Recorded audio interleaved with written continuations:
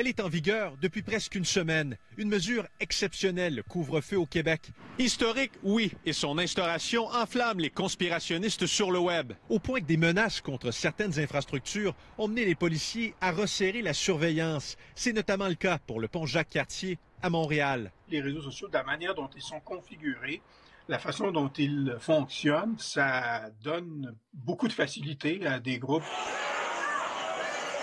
Depuis l'attaque perpétrée au Capitole par des partisans de Donald Trump, les grands corps policiers du Québec accroissent aussi leur surveillance sur certains leaders conspirationnistes, selon des sources consultées par notre bureau d'enquête. Parmi les groupes surveillés, les Tripper Centers, une milice d'extrême droite originaire des États-Unis et farouchement pro-armes à feu. On voit qu'il y a à peu près 20-25% de nos répondants, donc un quart de la population quand même croit à plusieurs énoncés complotistes qu'on leur a soumis. Nos données ne montrent pas que ça s'atténue, au contraire, on note des légères augmentations de croyances aux énoncés complotistes. Selon nos informations, plusieurs groupes aperçus lors de l'assaut sur le Capitole ont des ramifications à l'extérieur des États-Unis. Souvent, on jappe, mais on n'agit pas. Comme je le disais, par contre, il y a toujours une frange plus radicale qui, elle, peut passer à l'acte.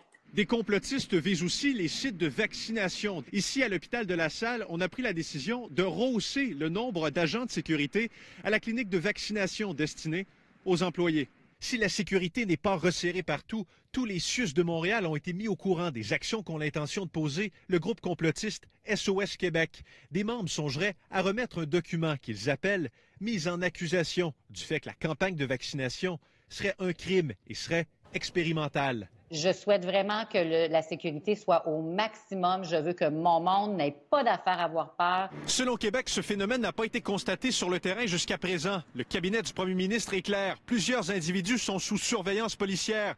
Les autorités compétentes mènent leur enquête et agiront si elles le jugent nécessaire.